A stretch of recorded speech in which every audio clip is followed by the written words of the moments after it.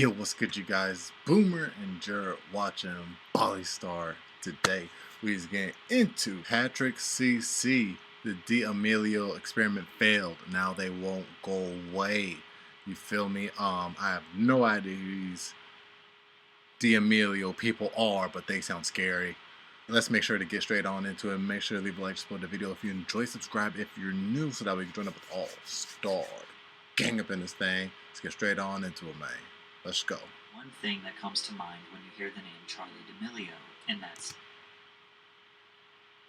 oh yeah, TikTok. In March of 2020, she became the #1 most followed TikToker in the world, and for most of you, that's all she will ever be. However, her and her family have tried just about every career imaginable since their meteoric rise to fame, yet they are still known as being famous for nothing. Today we are going to look at the incredible story of a normal American family who was launched into fame for no reason, and how they are destroying their family trying to entertain an audience that does not care about them.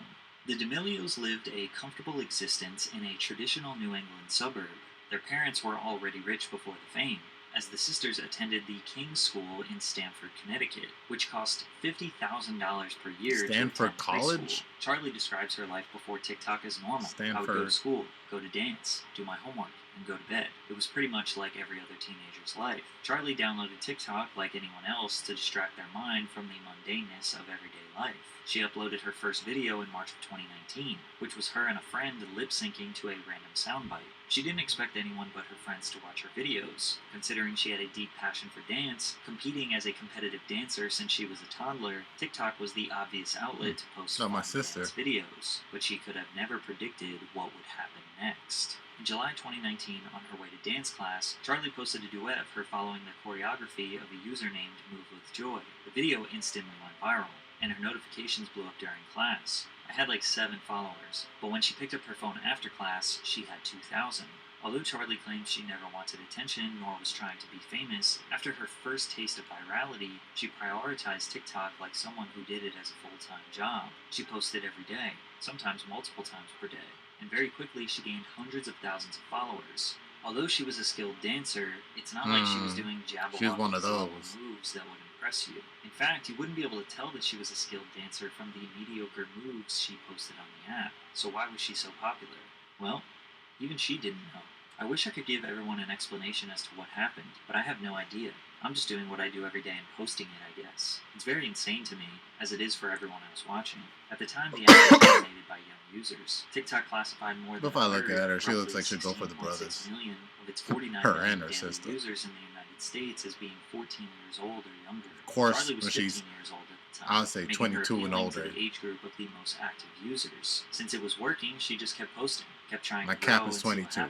But her being popular became somewhat of a joke. The Charli D'Amelio challenge was a huge trend where people would overreact to her incredibly average TikToks. In a never-ending ironic loop, people were going viral reacting to her videos, which made her even more viral, which led to even more people asking, why is she famous? Making fun of her became an easy way to gain millions of views, but some things she did were genuinely cringe, like her very first YouTube video intro. Hey guys, it's Charli, and I'm super excited to be sharing with you my first ever YouTube video on my YouTube channel. As you can imagine, this became a huge meme.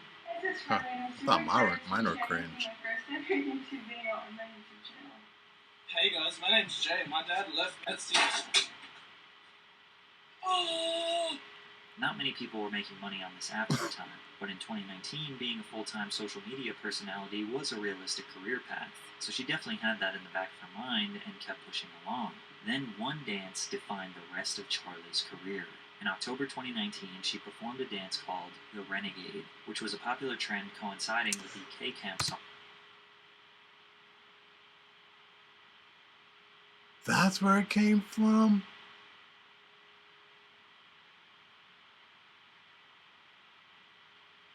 What? Called Lottery. I knew it was moves made some K-Camp song. On the internet want to give it a try. She was already popular, but this exploded her to over 5 million followers on TikTok. Lottery became the first sound on the platform to reach 20 million videos. If you were unfamiliar with the app, you would think this was the only TikTok dance. Charli would post multiple videos per week big doing bag this one off of dance. It is now 4 years later, and some people still only know her as the TikTok girl who does this dance. By the end of 2019, she had 18 million followers. Her sister Dixie had a few million followers, and even her mother and father had TikTok accounts with hundreds of thousands of followers. The D'Amelio family was a full-blown business now, and it was time to capitalize on it. Charlie got to step into Hollywood and voice act in the animated children's film Stardog and TurboCat. The family signed to United Talent Agency in January of 2020 and began receiving massive business opportunities. Charlie got to meet and collaborate with her idol, Jennifer Lopez. So next week, you guys as a family are in the Super Bowl. So you have 4 tickets to the Super Bowl, hotels, airfare, on every single event, and you get to spend time with J-Lo and meet J-Lo. I go with her. She was also featured in a Super Bowl commercial for Sabra Hummus.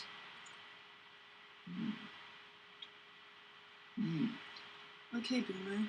Clearly, acting is not her strong suit, but the only talent that Charlie brought to the table was doing the Renegade dance. However, she was incorrectly credited with creating the dance, as TikTok users referred to her as the CEO of Renegade, which would I guess you could say she's the forefront of the cringe Generation X.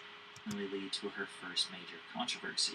But first, Is it Gen a word X? from our sponsor, Underdog Gen Fantasy. Z, Gen Underdog Z, Gen Fantasy Z, is Gen the Z. easy- February 2020, the New York Times published an article revealing the actual creator of the Renegade dance, suggesting that Charlie and other creators emulated the routine without crediting the source. The Renegade was created by 14-year-old choreographer Jalaiah Harmon, who designed the dance in September 2019 and posted it to her Instagram, a month before Charlie recreated it on TikTok. I was happy when I saw my dance all over. You know, I'm not surprised, man.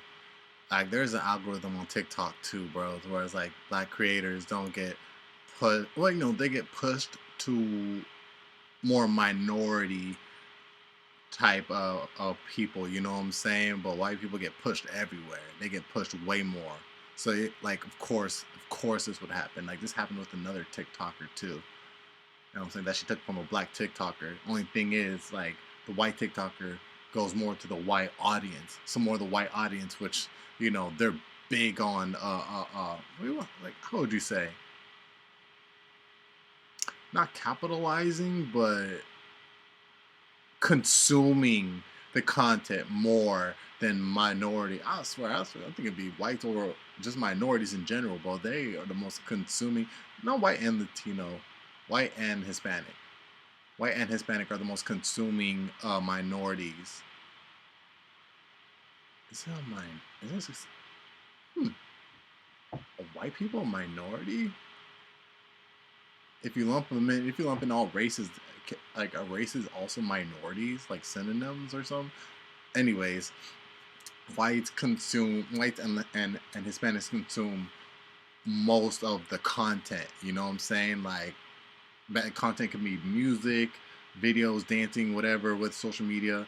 And it's like, you know, just look at Bad Bunny. You know, look at the D'Amelio person. You know, Taylor Swift. It's like, bro, for like other minorities to be in the consummation of the white population, you know what I'm saying? You would really have to like blow up, which could be by means of like joining up with Taylor Swift, you know, joining up with some white artist just to get pushed to that white audience, you know, or just like, you know what I'm saying? Point is, white and Hispanics are the most consuming audience. Asian people too, if you look at B12, B2, the Asian Korean group, you feel me? Actually, Africans are starting to get up there too now. But yeah, it's still mostly gonna be whites. You know what I'm saying? So of course they're gonna be pushed more to the white consuming audience. So yeah. She said, but I wanted credit for it. What added to the uproar was that Jalaiah was a young black girl who many felt was being overshadowed in a market filled with white teenage girls like Charlie and newcomer Addison Rae, who stole her dance and profited immensely. Unless you have a copyright for the dance, then nobody can technically steal it. However, there are countless examples of influencers who gained a career from creating one dance, but then never figured out a way to make money from other people doing the dance. dance. Charli, through a publicist, said that she was so glad to know who created the dance. "I know it's associated with me," she said, "but I'm so happy to give Jalaiah credit." Shortly after the New York Times article was published, Charli posted a video to the TikTok performing the dance alongside Jalaiah and Addison Rae. Now it's considered standard practice to put dance credit, or DC, then tag the creator who originally made it in the caption. Even when Charli went on Jimmy Fallon to dance in front of millions, they DC'd everyone in the description below. I'm just glad Young Daddy Cat got their credit. Fortunately for Charli, this controversy kind of went away quickly because the world got hit with the pandemic and had bigger problems to address. By the end of March 2020, nearly the whole world was shut down, with hundreds of millions of people inside browsing the internet all day. TikTok gained 315 million new users. So when Charli officially became the #1 most followed TikTok account on March 25th, it was huge news. She surpassed Lauren Gray at 41.4 million followers. TikTok having a rising star was crucial for their success. Charli was their model example of how this app can change your life, but it just kept People really be watching TikTok like TV, bro. It's crazy. TikTok the new TV.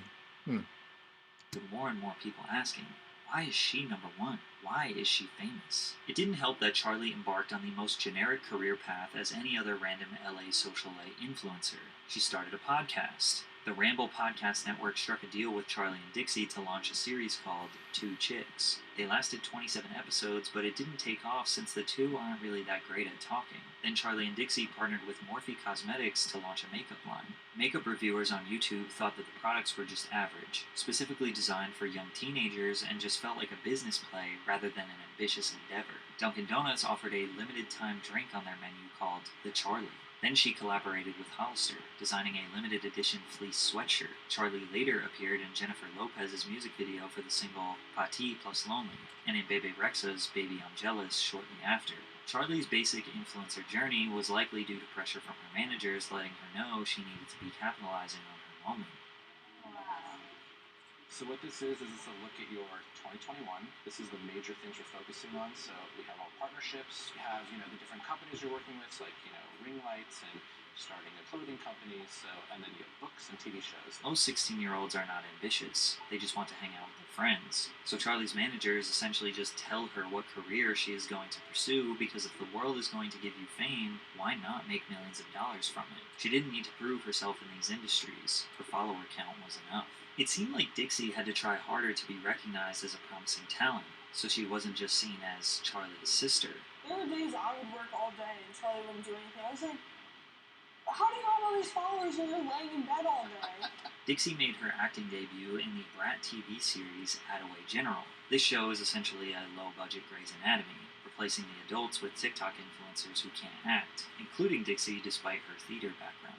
Instead of incorporating real-life scenarios to teach important values to children, Attaway General is filled with unrealistic scenarios where these teen volunteers find themselves assisting patients in critical conditions with severe medical injuries despite having no qualifications. They also casually walk around the hospital, in and out of patients' rooms, and randomly break into TikTok dances in the hallway. The show received terrible reviews, sitting at an abysmal 1 out of 10 on IMDb. Dixie left the series after one season to focus on her music career, but her music career didn't really go smoothly either. Be Happy was Dixie's debut single, which focused on themes such as mental illness and depression. As she was hyping up the release, nobody had heard her sing before. She was notoriously a bad dancer and now a bad actor, so nobody really knew what to expect. What they got was Dixie moping around her multi-million-dollar LA mansion, asking everyone to let her be sad. It was your standard formulaic pop song with Rebecca Black Friday-level singing. Despite the memes, it gained 100 million views on YouTube and charted in multiple countries, including New Zealand, Ireland, Canada, and Scotland. The song was later certified gold, prompting a remix featuring singer-songwriter Black Bear and rapper Lil Mosey. And although many expected her to tuck her tail and quit music, she did the opposite. Dixie signed a record deal with record executive L.A. Reid's label, Hitco Entertainment. For the rest of the year, she released 3 more singles: Naughty List, a Christmas song with Liam Payne, One Whole Day featuring Wiz Khalifa, and Roommates. She has consistently kept releasing music over the years, and her singing has gotten much better.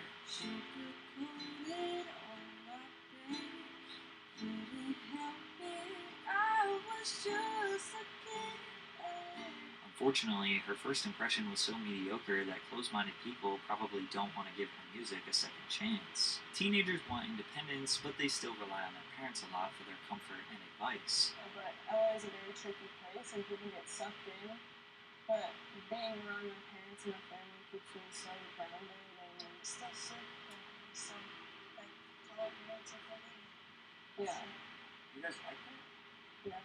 James is like saying, Charlie and Dixie likely went into business with their family because, well, it'd be more comfortable to attack the crazy Hollywood lifestyle as a group. The D'Amelio family YouTube channel was launched, which would lay the foundation for their reality show. These videos only proved that they were just any other ordinary family. It also sparked their first major controversy together. In November 2020, Charlie lost roughly 1 million followers after posting the first episode in a new series called Dinner with the D'Amelios. The series was intended to feature the family eating a meal with a different surprise guest. In the first episode, the D'Amelios sat down with James Charles for a paella dinner prepared for them by private chef Aaron May. The dish, traditional to Spanish culture, contains snails. Dixie picks up the snail, repulsed by the idea of eating it, and the chef tries to convince her to try it. This is what happened.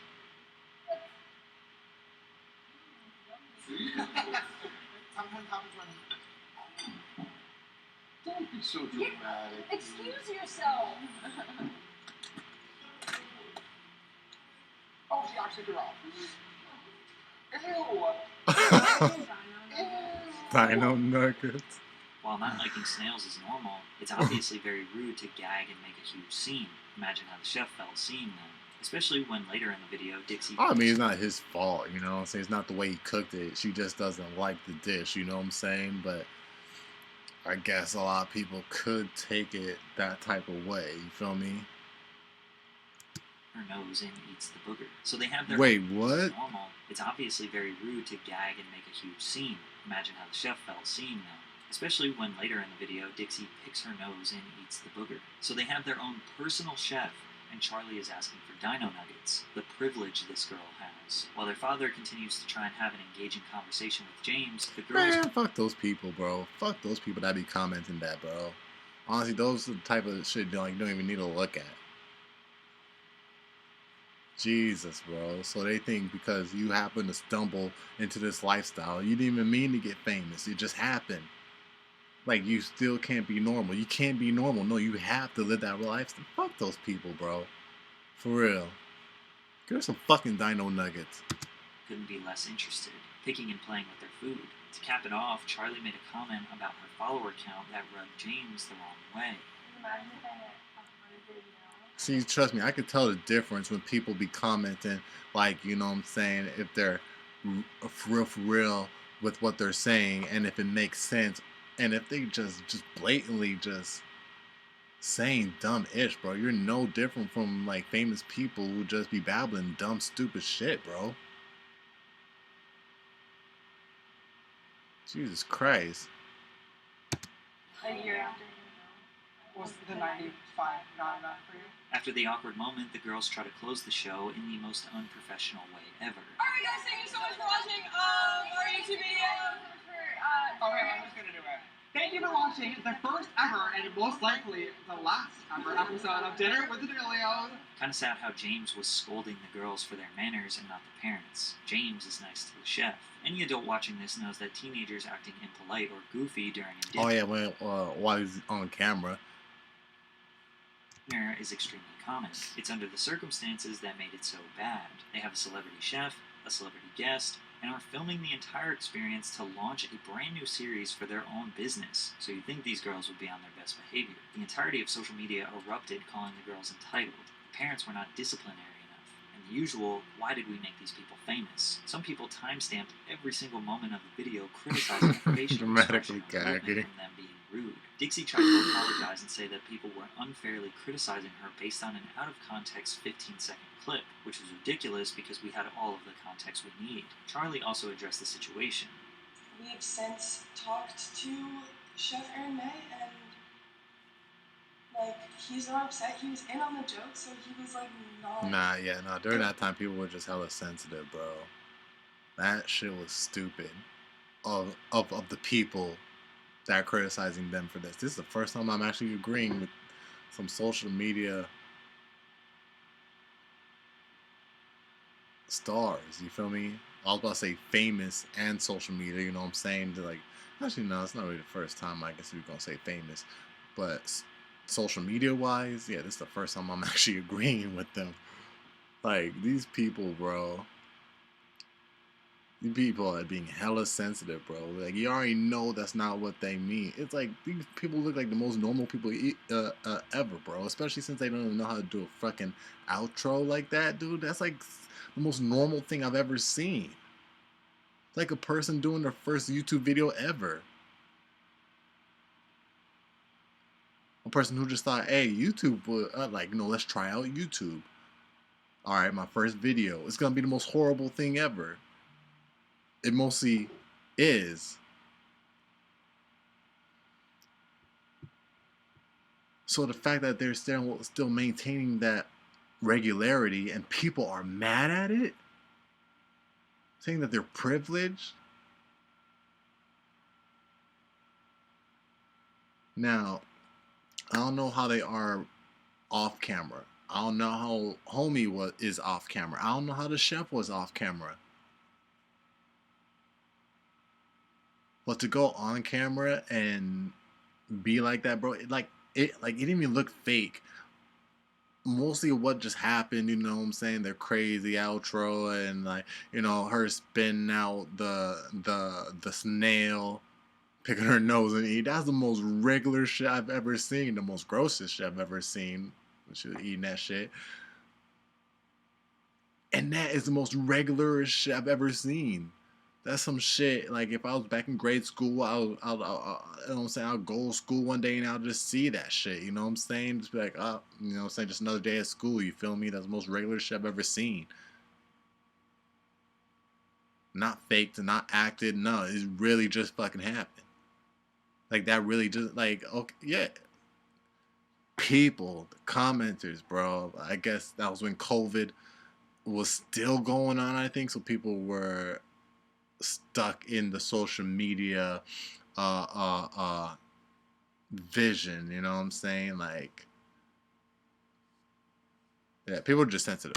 It wasn't a thing where we were being blatantly hella sensitive since they can't go outside. It was more a thing like you joke around with your friends. Everyone on my team is friend and family. Which in turn is crazy how we act when we haven't been outside for so long. I wonder how it would have went if we didn't have iPhones or TVs. If it was back in the 1930s or 40s or something. Apparently, this was all just a skit for the video. Charli addressed losing 1 million followers after her comment about wanting to hit 100 million followers in a year. When I had said about the followers thing, 229 mil. I just thought it would be so cool to hit a huge milestone a year after hitting another milestone. I never meant for you guys to make it seem like you were numbers or did not mean anything, and Now, if she kept this statement short and sweet, a lot of people would have considered this being a misunderstanding, but she made a crucial mistake and began crying on camera. Sorry. Seeing how people reacted to this, like, I don't even know if I want to do this anymore. Yeah, nah, man, like, that shit will break you. She's, like, being hella regular, and it's like, that's like a whole school hating on you, bro. When you're going to school and the whole school hating on you. Like, it's messed up stuff that people are saying. Like, people telling me to hate myself, people just, like, blatantly disrespecting the fact that I'm still a human being is not okay at all. The points she was making were valid. She didn't deserve that level of bullying, but many people look at crying as trying to take a situation and make yourself a victim and then try to gain sympathy. By doing this, it also allowed for people to spin the narrative, with headlines saying, Charli D'Amelio cries after losing 1 million followers, which we know is not why she was crying, but that just furthered the narrative that she is spoiled and famous for no reason. But ultimately, it didn't really matter, because she became the first person the media, man. The belly of the beast shall devour itself, man. America eats babies, bro. Surpassed 100 million followers on TikTok, which prompted numerous accusations that Charli was buying TikTok followers because nobody still, after all this time, could understand why you would follow her. From day one, Charli and the entire D'Amelio family's biggest conflict was the hate. If you have followers, you're not considered a person. You're just a thing that people get to judge and objectify. It makes me think, man. It's like, it's crazy, man. Like, when I was doing music, when I was, like, a couple years after starting doing music, like I really wanted to be famous. You know what I'm saying? Guess I've always kind of, because I've always wanted to be like a rapper and shit. And I want to be like on some like Tupac, like Lil Jeezy more so status, you know what I'm saying? Like Wiz Khalifa type status. I wanted to be famous, bro. And as I grew up seeing all these stuff play out for famous people, narratives being spun, freaking people turning on you, your best friends become your worst. You know what I'm saying? It's like it's crazy, and it's like as I grew older, it's like yeah, no, I wouldn't want to be famous. I would definitely would like to be rich. You know what I'm saying? But I would definitely like to be well known. Basically, as I'm doing this right now, I don't want to be on some Mr. Beast PewDiePie status. I don't want that. I don't want that, bro. TikTok stars like her, and I wish I knew many other TikTok stars. I don't want that. I like to be well known. Just well known enough, like, you know, to have a core fan base, like fan base that, you know what I'm saying, just are like friends, you know what I'm saying? Y'all like family. Everybody who have subscribed, man, y'all like friends, y'all like family. We're watching this together, we cracking jokes, you feel me? You know, we explaining stuff to each other that one does not know. You know what I'm saying? I was watching videos about learning stuff as well as videos about this, you know what I'm saying? You know, so I don't want to be with people that, oh my God, Boomer, I love you so much. Oh my God, Bobby, sorry, I love you so much. I love you, I love you, I love you. You know what I'm saying? Just like, yo, man, what's good? You feel me? Like, you smooth? Yeah, for sure. All right, you know what I'm saying? Hey, let's see what this video's about real quick. You know what I'm saying? Like, be a homie or homegirl, bro. Don't, like, be all up on me like that. You know what I'm saying? Like, it's crazy. You know what I'm saying? Just, you know, be a real homegirl to me. Cause like I don't want it to get up to this point, you know what I'm saying? Your fans aren't really your friends. You know what I'm saying? Like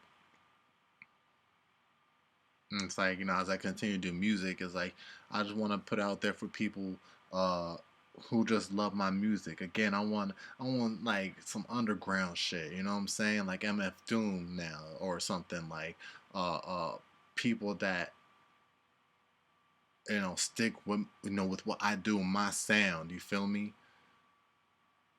Now, it'd be dope to be on some Russ ish, but that's a whole nother story. All I'm saying right now is like I don't want that A list shit. Shit, man. I'll be happy to take any list, honestly. Besides, up to this B list. Hurt us, but we all do. Being maybe judged by B the entire minus. world is difficult, especially when there isn't much to judge. People usually acquire fame for possessing a skill or talent that is extraordinary, which makes people flock together to pay attention to that skill. You have to work, grind, show passion and dedication to a craft for years before anyone is going to respect you. They were given followers and fame and feel entitled to be given support every time they find a shiny new career they want to pursue. So people give hate to the D'Amelios because they get to waltz in any creative industry other people are dying to get into. They get paid more for mediocre work than experts in their field. So it's not surprising the world wants to hold them to the same standard as experts since they are getting paid just as much as them. Charlie became a New York Times bestseller after writing a book called Essentially Charlie, The Ultimate Guide to Keeping It Real, which covered topics of identity, cyberbullying, social media, and body image, as well as Charlie's childhood and family life. Best-selling author, voice actor, professional dancer, podcaster, YouTuber, clothing designer, makeup designer, chef, musician, all within 2 years of being famous. She tried everything, but was committed to nothing. So the only thing left to do was start a reality TV show. The D'Amelio Show premiered on Hulu in September of 2021 and was an immediate success. It became the most watched unscripted series among all first-season titles in the genre on Hulu. Season 1 was them. Gotta keep it real. Get a reality show. With the overwhelming amount of hate. They even put hate comments on the screen whenever the girls do anything, waking up in the morning reading hate comments, trying to predict the criticism they will inevitably get. This is just giving haters more power and will ultimately make them want to comment more. But this is the only setback that the D'Amelios have ever faced in their life: people not liking them. Mariana Trimble of Washington Square News called The D'Amelio Show a surprisingly humble look at TikTok's most famous family. You may be shocked to find that you have more in common with celebrities than you thought. Well, they were a normal family for 20 years and famous for 2 years, so it's not that surprising to think they are just like everyone else. But season 2 took a weird turn. They documented Charli's new burning passion to pursue a music career. Music was the outlet for Dixie to break away from just being Charli's sister. And since Charli was speedrunning every career path, you would think they would just let Dixie be the singer. But to make it worse, they lied to Dixie for months, claiming that Charli was at acting class when she was getting singing lessons. So when they broke the news, Dixie wasn't happy. I was caught off guard and then expected to be like, oh my god, this is so perfect. You know what? Why don't you put this song on my album? We could do it together. Like, that's how they wanted me to react. And I'm like, guys, no. Charli did end up releasing a couple songs that saw moderate success, but as a shock to nobody, she doesn't seem committed to that career path either. We also see even more pressure from managers for Charli to pursue business ventures. Right now, my skills have kind of not been the best, so I feel like just getting my skin fixed, because it's like really bad right now, and I don't think it's fair of me. I was gonna say, like, this is how Kim Kardashian, basically, so I saw, like, I'm seeing the same route as I saw with Kim Kardashian. It was like she became famous off of nothing, off of a certain tape, a videotape. Back then when videotapes were still a thing. Damn, that's crazy. But nah, it's like, she basically does nothing. But it's like she does business ventures. Basically, seeing the same thing with this narrative, except the only reason why I did not want to say it, but I just said it anyways. But I did not want to say that was because, like, the D'Amelio, is more real than Kim Kardashian could ever even possibly fathom to be. You feel me? Like, she's just like, yeah.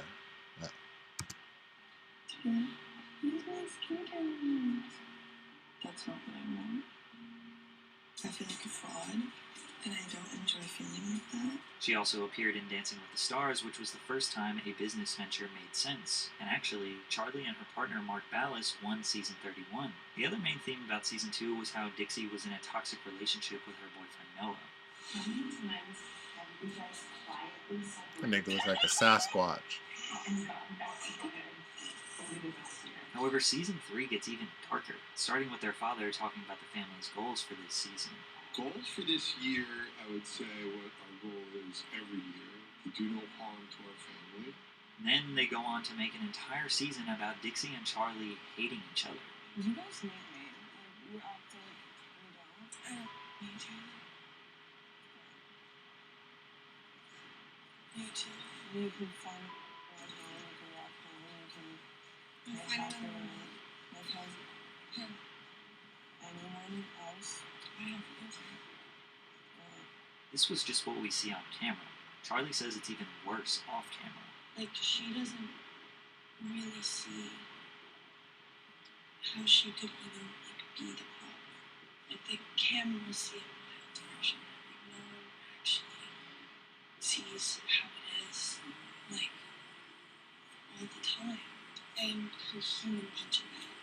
Now, it is important to recognize this is reality TV, and who knows how much of it is scripted. Since their careers are very boring, the show producers need menial drama to spiral into something bigger so they have a storyline. MTV producers purposely antagonize Ryan Sheckler on his show to get him to cry and lash out, which led to him developing an alcohol addiction. Mark and Heidi are not stepping in because if the sisters aren't fighting, the show is just them making mediocre music and complaining about hate comments. With that being said, it does seem like Dixie has genuine disdain for Charli.